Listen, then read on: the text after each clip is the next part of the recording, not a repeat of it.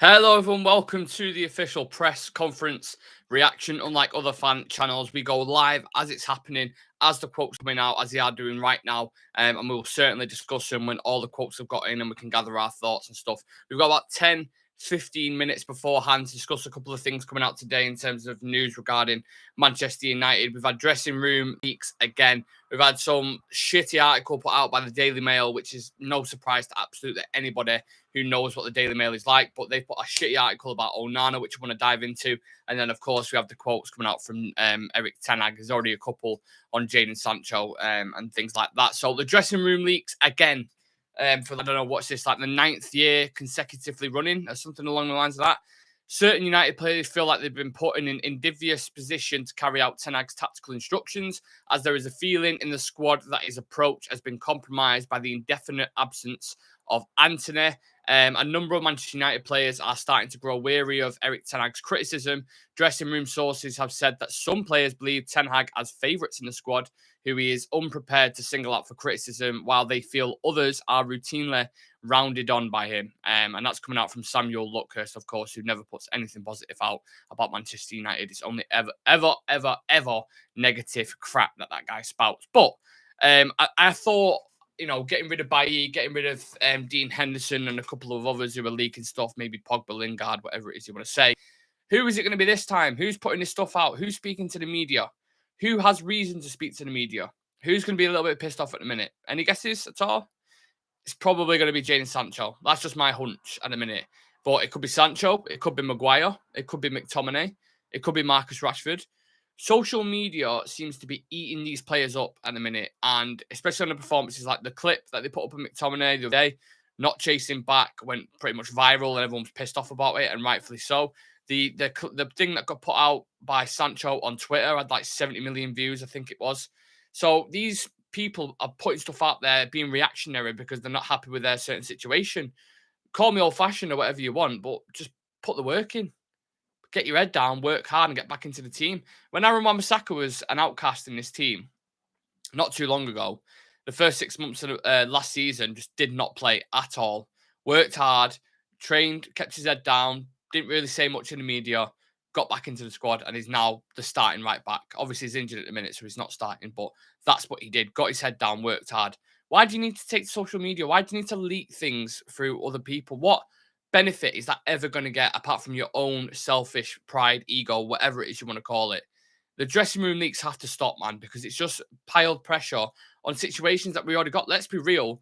I mean, the amount of negativity surrounding Manchester United at the minute, who in the right mind would sit there and go, you know what? I'm unhappy. I'm not getting played, probably because I'm not performing well.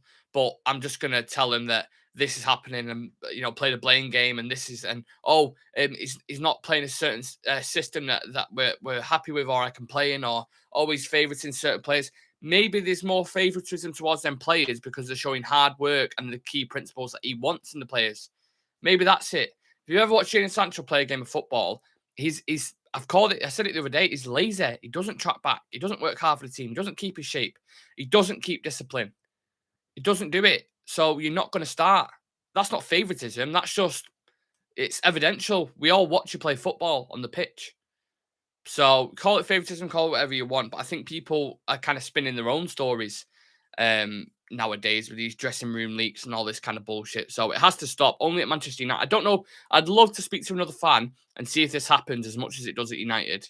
I really, really would love to, because I'm pretty sure it doesn't. This happens every single year. Usually it's around December, November, when the going gets tough. People want to train in the dark and you get all this absolute nonsense coming out and you're just like, get to fuck, mate. Whilst we're on the current theme of nonsense, we also had a story on Andre Onana. And this is just like, fucking hell. Yeah. So there's an article on the Daily Mail about Onana that basically says he's dropped his keys. His handling woes continue as he drops his keys at Manchester United training after the Bayern Munich loss. Fucking sack them on the spot right now. Is this what they call journalism nowadays? Who the fuck has been given that story? It's like there's a new apprentice at the Daily Mail and they're going, do you know what? To wind him up, should we just say we make an article about Onana dropping his keys? And then we won't put it out, but we'll just say like it's this is a big story that we want to make. It's a joke at this point. Who the fuck is doing that? Who is making this journalism? Who's writing this? Sorry. Onana fumbling his keys, fumbled the ball in Bayern Munich. Like, come on, man. The media, sort your shit out. It's absolutely horrendous reporting that. Sack whoever it is on the spot. Fucking jokers, man. Absolute jokers. Let us know what your thoughts and feelings on dressing room leaks. On the Andre Onana article, if you can. A little bit quiet in the chat, but there's quite a few of you in here. So, yeah, get your comments in, unless the comments are not just coming in on my thing for whatever reason. I put a poll up at the start of the show saying, who do you think the dressing room leaks is or are or whatever? Maguire, 50%. McTominay, 20%. Sancho, 20%. Marcus Rashford, 10% is what you think. So, a heavy lenience towards Harry Maguire. I can see why people would probably lean towards that, but I would probably go with Jadon Sancho, to be honest. Not like it's a game of fucking Cluedo or anything, but yeah. With these press conferences, I don't know if they've just stopped doing them live now or because the team news is out. Every word from Erik Ten Hag's press conference. Right, let's just go through that. They've stopped doing them live for some bizarre reason. I have absolutely no idea why they stopped doing that, but I've got all the every word from the press conferences. So let me just pull that up. Let me sort that out. So let me have a look. Afternoon, Erik. You've obviously had a tough run of performance and results. Just how important do you think this match is against Burnley to try and change the narrative and get some confidence? Erik Ten Hag says, at United, you have to win every game, so that doesn't change anything.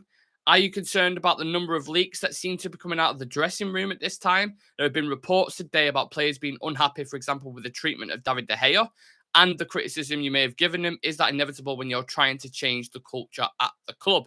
He says, I don't know if it is a leak, but I know the opinion. I know my players. So why are you saying it's not happening, says the journalist. I know my players. Everyone can make suggestions.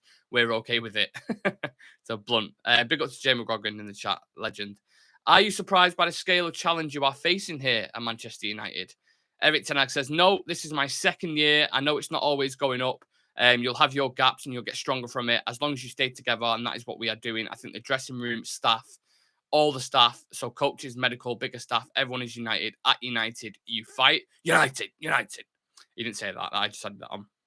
And just finally, if I may, Erik, one of those reports was around the influence of your agent, Keith Voss. And there has been a report that staff are concerned about that influence. Has that concern reached you? And are you aware of any concerns? It can't be because we make very good agreements about it from the start. How we cooperate in the matter. So for play decisions, transfers, it's always 50-50. And both are involved, the club by John Murtagh and me. So there can never be any distraction. He's been asked about Jadon Sancho. I think this will be interesting. So Erik Ten Hag, has there been any resolution to the Jadon Sancho situation? There has been reports today that he could be available to leave as early as January. What is the truth? What future does he still have at the club? And this was Erik Ten Hag's answer. It depends on him. For the rest, we are preparing for Burnley, and that is all our focus. He will not be in the squad. So he's being pretty firm with that. It seems to definitely be a standoff at the minute. I don't think it's going to be resolved either way between Jadon Sancho and Erik Ten Hag. He also got asked on it as well, saying, has he not been involved in group training still? He said, nope. With regard then to availability this weekend, how likely are you to get players back? I'm thinking Varane, Mount, Amrabat, Malacia, Maguire could be the closest to return. And this is the news that we wanted. This is quite the first question that should have been asked about injuries. But obviously, people are going to talk about dressing room leaks and stuff, and they want to get the clicks. Yeah, maybe, as you say, Harry Maguire, we will see better after training. But Varane will train. We will see Amrabat, he will train. We will see Mount as well. But they all didn't play for short or longer term. Varane, obviously, was the shortest time out.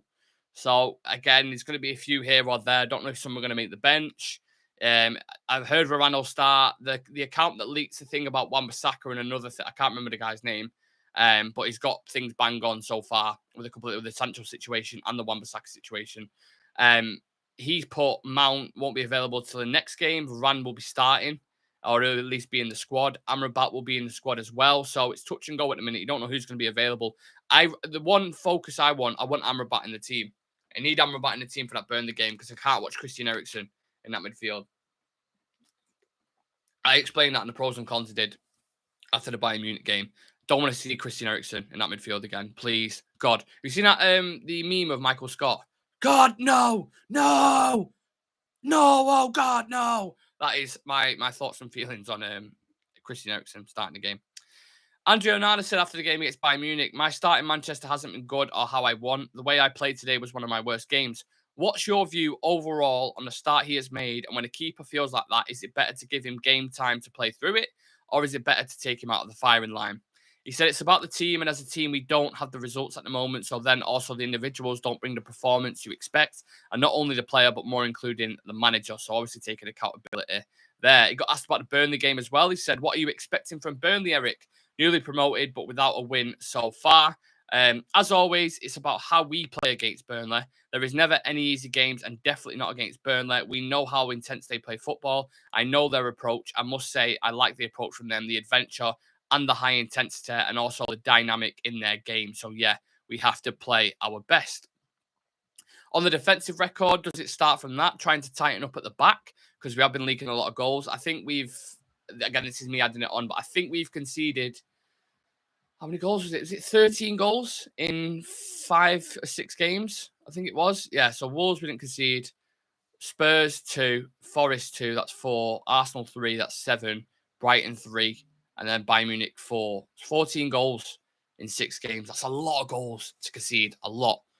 But on the defensive record, it says, does it start from that, trying to tighten up at the back? No, it's about 11 players who do their job. As I said many times here in this place, and I tell my players, we attack with 11, we defend with 11. When 1 or 2 aren't doing the job, which is pretty telling, it's like a pack of cards, and then it's not only 1 or 2 players. So I think that's very interesting. Very, very interesting. And Jay McGrogan makes a great point now about Burnley, saying Burnley are desperate for points. They will scrap for every first and second ball. Absolutely. I'm worried about that game. I said that before the Bayern Munich game. I said I wouldn't be surprised if United go and beat Bayern Munich and then we lose to Burnley, because it's such a Man United thing to do. So I think that's going to be a tough game at Turf Moor. Late Saturday night kickoff. Of course, I will be live for that. So if you guys want to join me for the watch along, then please do. Leave a like on the video as well if you're feeling confident ahead of that one. So yeah, they're all the quotes from Erik ten Hag's press conference. He's spoken about the dressing room leaks, kind of give a bit of a political answer on that, which he's not going to come out and say, yeah, I've heard Maggie's done it. I'm going to slap Maguire on the head. I'm going to do this. I'm going to do that. It's not going to come out and say that, is it? It's going to be political answers, as we know. Jadon Sancho's future seems very, very bleak, to be honest with you. I don't see him ever playing for the club again. They're in a standoff. Sancho's being stubborn. Ten Hag, you know, he won't drop his standards, and he won't change for anything. It's about the culture. It's about resetting that. And I think that dressing room leak is Sancho. I don't care if people say, well, that's just speculation and that's whatever. If you do the math, you could tell that it's Jadon Sancho. Do you know what I mean? Like, who has a reason at the moment to be pissed off? It's one of 3 players. Maguire, McTominay, Sancho, all not getting the game time that they want, all getting abuse on social media, and they're reacting through the media and funneling stuff through there, saying, well, what about the tactics? And we're not doing this, and blame game, this guy's doing that, and he's doing that. Just train hard, mate, and try to get back into the team. That's what Wan-Bissaka did. Simple as that. What else did he speak about? Just a quick roundup for you. About the story that came out a couple of days ago about the agency involved in transfers and stuff like that, asking, is he concerned and blah, blah, blah. But he said there's clear communication between the lines through John Murtaugh and him and the rest of the board. So no worries about that. Sancho, like I said, still not still not in the group training, sorry. And then in terms of availability for the Burnley game, Amrabat maybe, Mount maybe, Varane maybe, Maguire maybe. So it's like a bit of a smoke screen, to be honest with you. No one knows. No one knows. Maybe it is a smoke screen. Maybe they'll all be available and we can set up differently. But my question to you guys who are watching right now, how would you set Manchester United up against Burnley? Drop your starting 11s and I'll read a couple of them out on the side. Who would you start? If them players are available, who would you bring in? And let us know. We are going to do the Burnley preview later, so I don't want to give you my, my starting 11, because we'll be doing that in the preview about 5 o'clock.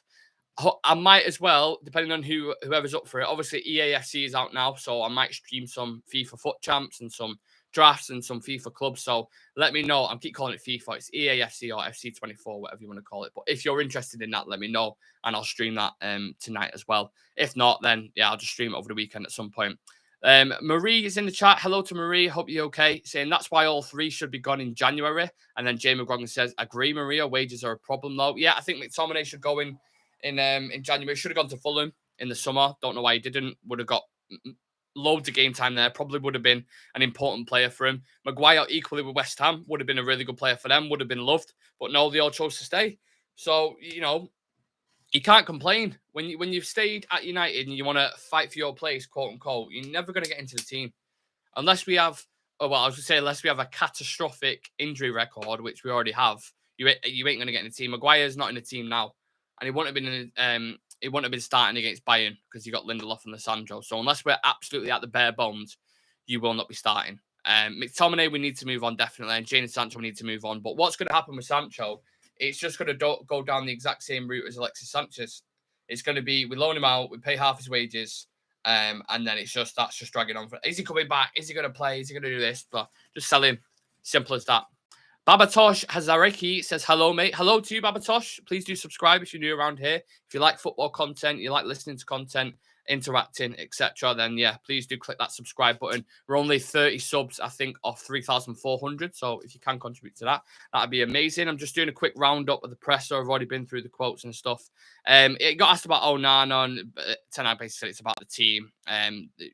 Everyone collectively needs to put in a performance. What they're expecting for Burnley, I think it's going to be a tough game. He likes their style of play. So no easy game in the Premier League. And again, defensively, it's about 11 players doing their job. I thought that was a very interesting quote, what he put out there. So let me just read that back. He said it's about 11 players who do their job. As I said many times here in this place, and I tell my players, we attack with 11, we defend with 11. When one or two are not doing their job, it's like a pack of cards, and then it's not only one or two players. So is that referring to the pressing? Is that referring to the defensive line not being high enough? It could be a combination of things, couldn't it, I suppose? Hello, your channel gives me positivity. It makes me happy. Love you from India. Big up India. We have two lads, Daniel Raj and Shreyas Singh from Delhi. From South India, one from South India, one from North India. So it's nice to have some fans from over there. Hope you're doing well, mate. Yes, McTominay could be gone. Teams can afford his wages, but the other two is a nightmare. Whoever gave them the massive wages should be gone. Who do you think giving the massive wages? Who gave Harry Maguire massive wages? Who paid a massive fee for Harry Maguire? One guess. Obviously, it was Dead Woodward, wasn't it? Because the contracts he gave out. Same with Erik Bayer's only just gone now, and we haven't even got a fee for him because we give him a new contract to retain his value. Do you know what I mean? So, yeah. McTominay could be gone. Teams can afford his wages. Oh, I've already read that out. Sorry. So, yeah.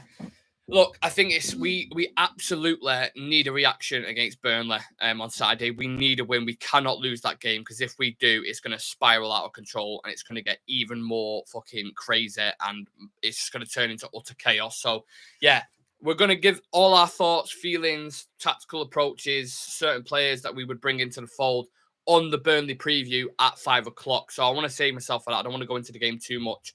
But make sure you let us know your thoughts on that game. Come and join us later on. I can't remember who's on it. It's me, Sam, and Aaron, maybe, or maybe another one of the lads who are on that. And again, if people want to see the FIFA stream on the new EAFC, I might stream some of that tonight. Foot champs, clubs, all that kind of stuff. But yeah, that's the roundup for the press conference. Erik Ten Hag's just been live. We have a game tomorrow night, Saturday at 8 o'clock. Hope you all enjoyed this. Obviously, I'll be doing these more on a regular basis. Please do subscribe to the channel, leave a like in the video. And if you want to become a Real Red Ultra member for exclusive content, we dropped 2 videos this week. One on Jadon Sancho from the streets to the Stretford end, which is a very insightful video. And then we have another one as well, where it's basically me reacting to some viral tweets after the United game. Goldbridge, Gary Neville, all these kind of guys. So yeah, if you like content like that, you want to support the channel, it's literally like £3 a month or something. Yeah, we appreciate every single one of you. And we'll have another video dropping on Monday for you as well. So take care, have a lovely day, and hopefully we'll see you for the preview later, guys. Yeah, see you in a bit.